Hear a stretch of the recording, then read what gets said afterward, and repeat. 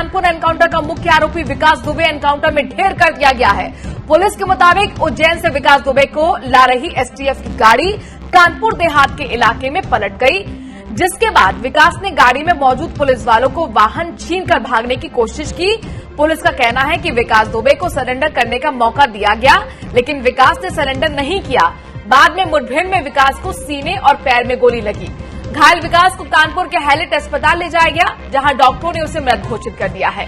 खबर यह भी कि कुछ देर बाद प्रेस कॉन्फ्रेंस पुलिस के आला अधिकारी करेंगे और बारीकी से हर सवाल का जवाब देंगे।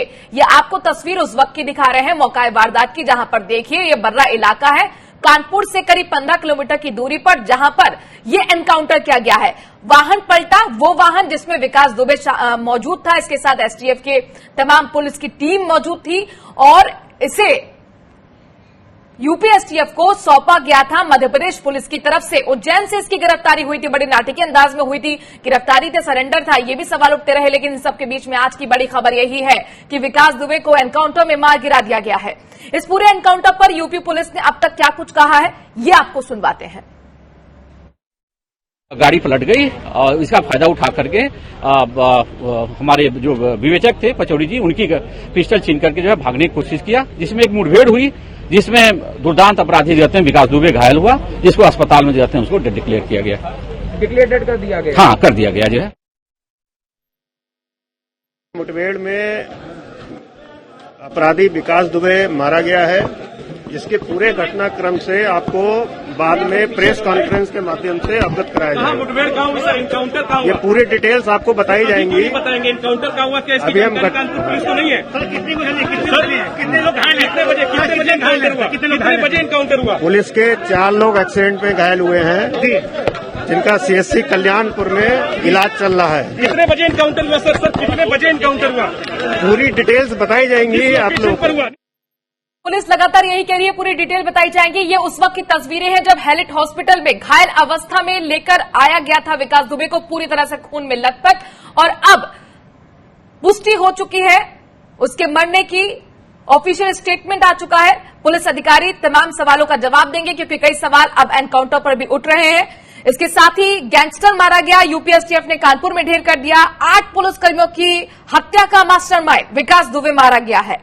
बताया जा रहा है कि कानपुर टोल नाके से 25 किलोमीटर की दूरी पर विकास दुबे को ला रही कार पलट गई और इस दौरान विकास दुबे ने हथियार छीनकर भागने की कोशिश की। ये पूरा वर्जन जो है पुलिस का है और ये घटनास्थल की भी तस्वीर आपको दिखा रहे हैं। अब आप सुनिए एसएसपी जो है अनिल कुमार, वो क्या कह रहे हैं।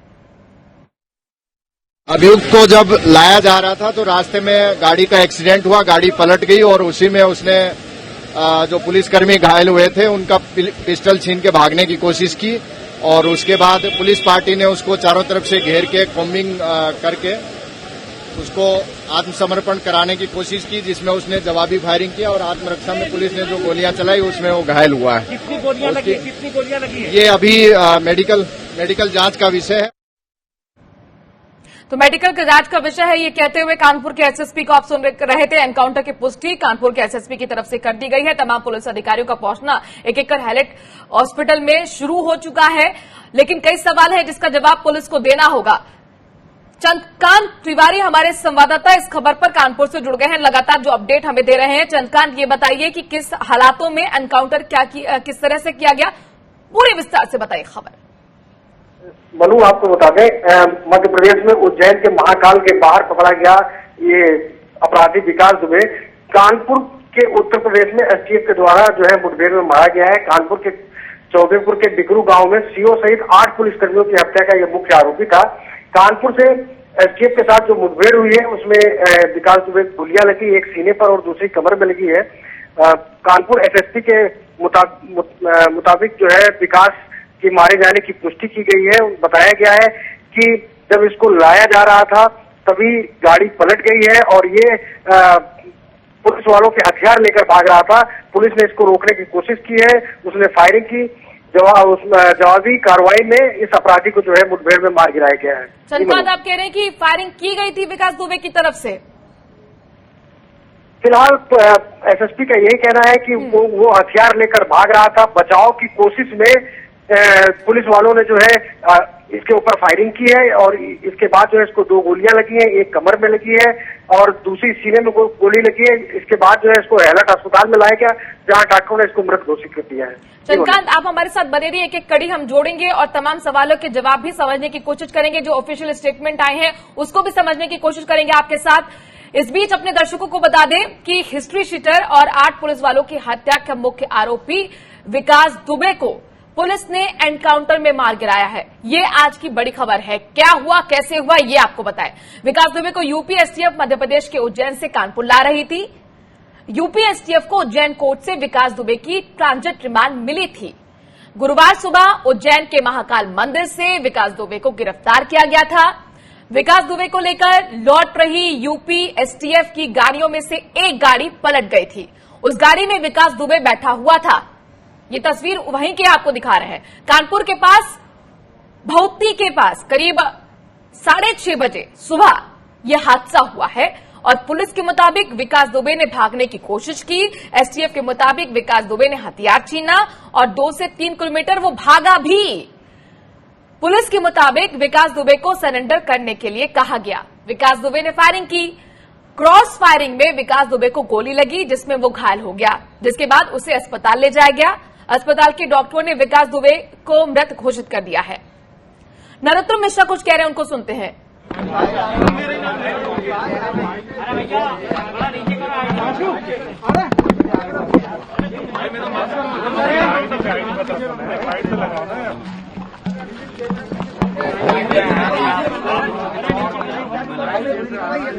ये आईडी फंस रही है किसी के पैर में।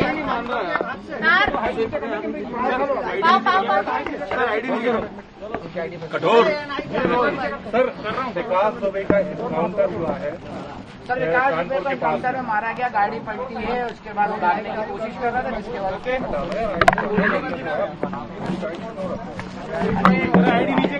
कानून ने अपना काम किया है। अफसोस और मातम की बात उन लोगों के लिए होगी जो लोग कल पकड़ लिया तो कह रहे थे कि जिंदा क्यों पकड़ लिया, आज मर गया तो कह रहे हैं कि मर कैसे गया, कई राज दफन हो गए। ये वो अफसोस कर रहे होंगे जो कल कुछ और कह रहे थे, आज कुछ और कह रहे हैं। कल दोनों जगह भाजपा की सरकार है ऐसा कह रहे थे। मित्रों, मध्य प्रदेश की पुलिस ने अपना काम किया, लेकिन गिरफ्तार करके उत्तर प्रदेश पुलिस के हवाले कर दिया। पूछ लो, आपने गैस बनती रहेगी। सर, मध्य प्रदेश पुलिस खुद चाहती थी कि जो विकास दुबे सुरक्षित पहुंचे ही ना। मध्य प्रदेश पुलिस उसको सीमा तक छोड़ के आई है।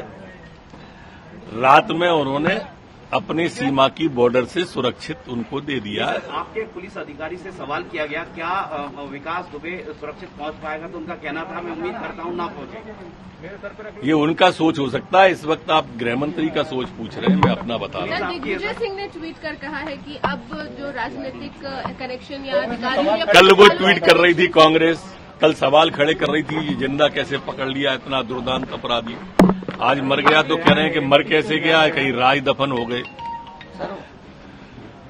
कभी आपने देखा है कि इतनी ज्यादा त्वरित उन्होंने किसी आतंकवादी के लिए करा हो? नहीं कर सकते वो। कांग्रेस का सोच और मानसिकता भी परिलक्षित होती है। हमेशा सेना को कटघरे में खड़ा करना, जाबाज पुलिस अफसरों को खड़ा करना, ये कांग्रेस की मानसिकता। तो आपने सुना किस तरह से कह रहे हैं कि कभी सेना को कांग्रेस जो है वो कटघरे में खड़ती है, अब जाबाज अफसरों को कटघरे में खड़ी कर रही है। लेकिन कानून ने अपना काम किया है। नरोत्तम मिश्रा मध्य प्रदेश के गृह मंत्री, इन पर भी कल कांग्रेस ने सवाल उठाए थे और यही पूछा था कि आखिरकार मध्य प्रदेश के उज्जैन में कैसे गिरफ्तार हुआ है विकास दुबे, ये सरेंडर है या फिर गिरफ्तारी, क्लियर करना चाहिए। इस बीच राजनीति शुरू हो गई है। नरोत्तम मिश्रा को आप देख रहे थे पलटवार करते हुए, लेकिन सवाल किस तरह से प्रियंका गांधी उठा रही है ये आपको दिखाते हैं। अखिलेश यादव ने भी ट्वीट किया है और दोनों नेता ट्वीट के जरिए बहुत महत्वपूर्ण सवाल उठाते हुए, एक एक कर हम अपने दर्शकों को उन नेताओं के ट्वीट दिखाते हैं। ये अखिलेश यादव का ट्वीट है। दरअसल ये कार नहीं पलटी है, राज खुलने से, सरकार पलटने से बचाई गई है। तो कानपुर कांड के मुख्य आरोपी विकास दुबे के एनकाउंटर पर उत्तर प्रदेश के पूर्व मुख्यमंत्री और समाजवादी पार्टी के राष्ट्रीय अध्यक्ष अखिलेश यादव ने सवाल उठाया है। अखिलेश यादव ने ट्वीट कर कहा है कि दरअसल ये कार नहीं पलटी है, राज खुलने से, सरकार पलटने से बचाई गई है। इशारा सीधी तरफ सरकार की तरफ, योगी सरकार की तरफ, और ये कहते हुए कि बहुत सारे जो राज है वो दफन हो गए विकास दुबे के मरने के साथ ही। विकास दुबे के एनकाउंटर पर प्रियंका गांधी ने भी ट्वीट कर सवाल खड़े किए हैं। प्रियंका गांधी ने लिखा है कि अपराधी का अंत हो गया है, अपराध और उसको संरक्षण देने वाले लोगों का क्या। तो प्रियंका गांधी कह रही हैं जिन्होंने अपराध को संरक्षण दिया उनका क्या, यानी कि अब क्या वो राज से पर्दा उठ पाएगा। वहीं कांग्रेस के वरिष्ठ नेता और मध्य प्रदेश के पूर्व मुख्यमंत्री दिग्विजय सिंह ने ट्वीट कर कहा है कि ये पता लगाना आवश्यक है कि विकास दुबे ने मध्य प्रदेश के उज्जैन महाकाल मंदिर को सरेंडर के लिए क्यों चुना। मध्य प्रदेश के कौन से प्रभावशाली व्यक्ति के भरोसे वो यहां उत्तर प्रदेश पुलिस के एनकाउंटर से बचने आया था। तो एक बार फिर कांग्रेस सवाल उठाती हुई इस एनकाउंटर पर। वहीं वरिष्ठ पत्रकार अतुल चंद्रा हमारे साथ जुड़ेंगे। बीजेपी के प्रवक्ता दिनेश सिंह फिलहाल हमारे साथ फोन लाइन के जरिए जुड़ गए हैं।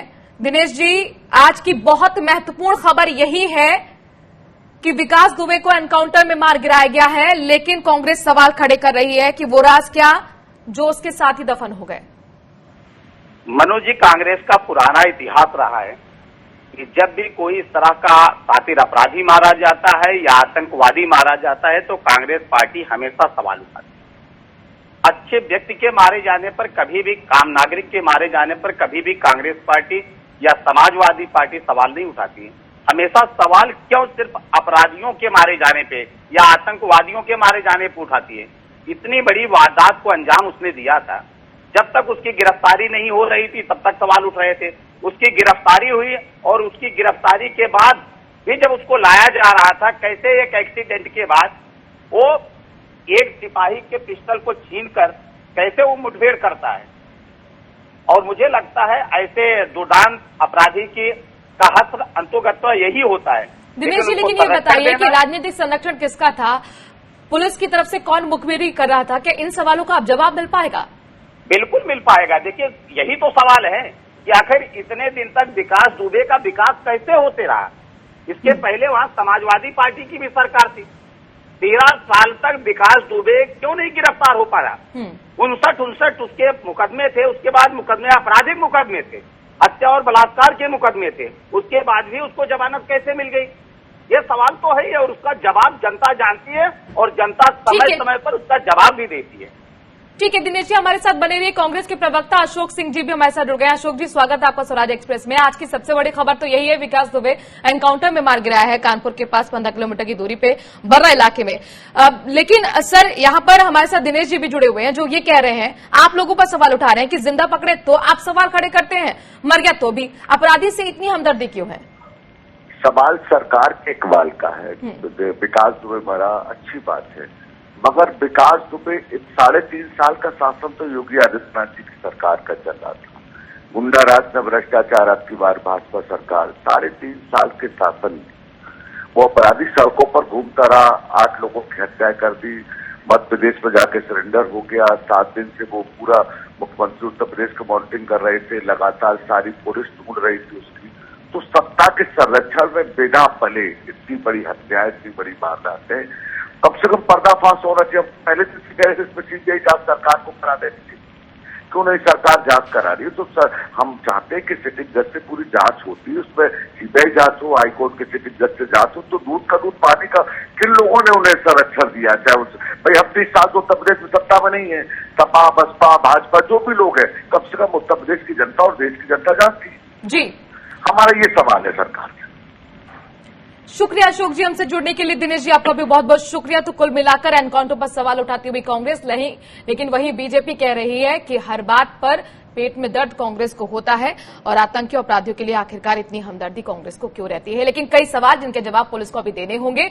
ये घटनास्थल की तस्वीर आपको दिखा रहे हैं और सवाल अब देश ये भी जानना चाहता है कि राजनीतिक संरक्षण, किस राजनीतिक संरक्षण के तहत वो फलता फूलता गया, इतना बड़ा गैंगस्टर वो बन गया, और कौन से पुलिस के अधिकारियों की तरफ से उसको हमेशा से मदद मिलती रही। वहीं कांग्रेस से राज्यसभा सांसद और वरिष्ठ अधिवक्ता विवेक तनखा ने ट्वीट कर लिखा है, विकास दुबे मरने योग्य था, लेकिन अदालत के आदेश पर उसे फांसी पर लटकाया जाना था, पुलिस के हाथों नहीं। क्या यूपी सरकार ने न्याय प्रणाली में विश्वास खो दिया है?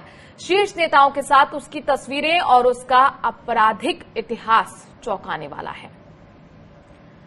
तो वरिष्ठ अधिवक्ता विवेक तनखा कह रहे हैं कि पुलिस का काम तो गिरफ्तारी करना होता है, कानून का काम सजा, लेकिन सजा यहां पर सड़क पर दी जा रही है, ये कतई सही नहीं। विकास दुबे के एनकाउंटर को लेकर सवाल उठ रहे हैं और कई सवाल, उनमें से महत्वपूर्ण ये कि यूपी एसटीएफ के काफिले में कई गाड़ियां थीं, हादसे का शिकार सिर्फ वही गाड़ी कैसे हुई जिसमें विकास सवार था।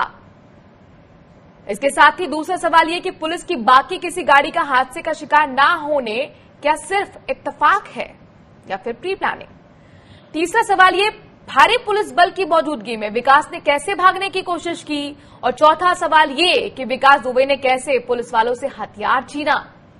विकास दुबे को गाड़ी में क्या हथकड़ी पहनाकर नहीं बैठाया गया था?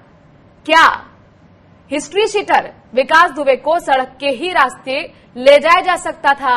और इसके साथ ही कानपुर के भौती में गुरुवार को विकास के साथी प्रभात का भी एनकाउंटर हुआ था।